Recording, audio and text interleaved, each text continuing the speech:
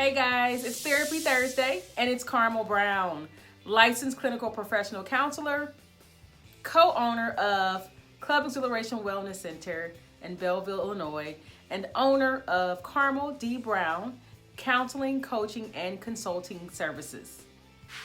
Today I want to talk to you about two critical skills in creating, maintaining, and also salvaging personal and professional relationships. Those two critical skills are emotional intelligence and emotional maturity. I'm gonna try to make it quick this week. Let's first briefly discuss what emotional intelligence is versus emotional maturity. Emotional intelligence is related to a person's ability to understand their own emotions and the emotions of other people, while emotional maturity is not intellectual at all. Emotional maturity has more to do with a person's ability to take that emotional intelligence and apply it to their everyday life, to apply it to unique circumstances and situations. We'll talk a little bit more about that. So first, let's talk about emotional intelligence in a little more detail. Emotional intelligence entails a person's ability to demonstrate empathy towards another person while identifying their own emotion. For example, being able to say something like, I can understand how my words or my response might have hurt you. That wasn't my intention at all. I was frustrated due to our last encounter and the fact that we didn't resolve that conflict. That frustration built up and it turned into anger. This is what caused my emotional outburst during our most recent encounter. My behavior was more aggressive and inappropriate than usual. I apologize for my behavior. That is a good example of a person being able to demonstrate empathy towards another person while identifying their own emotions, being able to say, this is what I was feeling, this is why, and being able to communicate that to another person while demonstrating empathy towards them. A person who's emotionally intelligent also demonstrates the ability to move forward. They don't tend to hold grudges. They understand that whatever occurred in the past is not necessarily relative to what's going on today or to the relationship at all in general today. It doesn't mean that they forget what occurred in the past, but they understand that it doesn't necessarily apply. People make mistakes. People do and say things that they shouldn't, and most often they regret them. Now, if the behavior persists and is still going on, that's something different.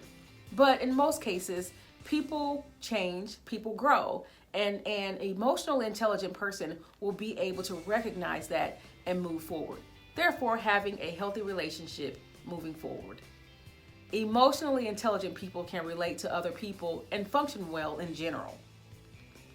Research shows that most criminals simply aren't emotionally intelligent, especially criminals who tend to engage in crimes that hurt other people. They simply can't demonstrate empathy. They don't have it.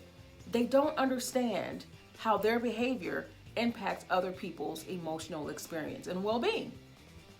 Let's talk about emotional maturity. You must have emotional intelligence before you can demonstrate emotional maturity. So emotional intelligence is kind of like a prerequisite to emotional maturity. As I stated earlier, emotional maturity has very little to do with intellect. It has a lot more to do with our emotional history. Our emotional and psychological programming is set by age 7.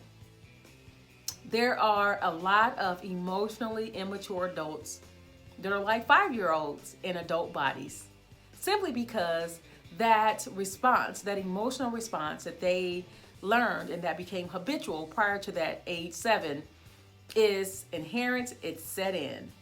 And that is what we see in their adult life and their response to stress and conflict.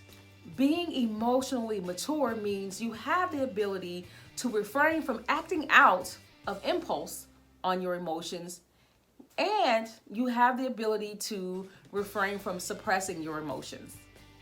So you're not impulsively acting out, nor are you suppressing your emotions, if that makes sense.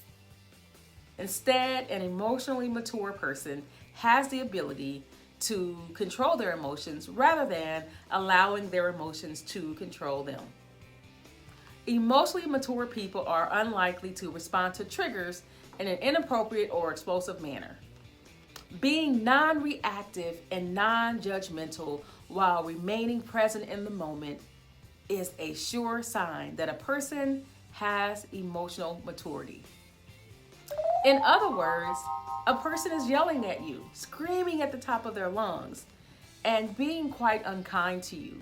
However, you're able to remain calm, allow them to finish, and not allow their behavior to trigger you to anger and yelling, while being able to verbalize your thoughts and feelings. Remember, I said you have to have the emotional intelligence first, because when you are in distressing situations or conflict, there will be times when you have to demonstrate both. That intelligence and the maturity will both need to be present. Let's talk about some traits of a person who's emotionally intelligent but lacks emotional maturity. They tend to do things like rationalizing, intellectualizing, disagreeing, attacking, flattering, joking, and often apologizing.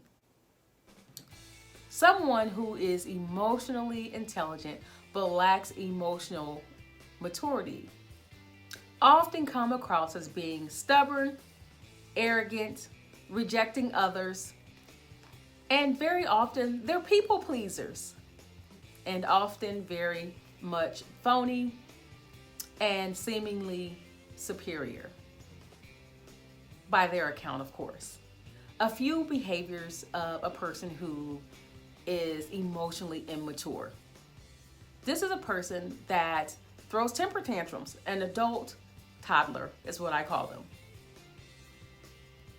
Some of the behaviors are controlling, micromanaging, judgmental, critical, abusive, emotionally, verbally, or otherwise, narcissistic, and self-centered. It's all about them. And did I say negative? These are the people that are needy, they're pushy, they're most often bullies, and they're very jealous people. There you have it. Emotional intelligence versus emotional maturity. It's never too late to improve in these areas. If any of these behaviors or traits sound familiar or they ring true for you, don't judge yourself. Just ask for help. You can reach me at carmelbrowncounseling.com, or you can call my office at 618-717-2732, and my reception staff will gladly help you. Schedule an appointment, answer any questions you might have, and we look forward to hearing from you. That's all I have for today. I'll see you soon.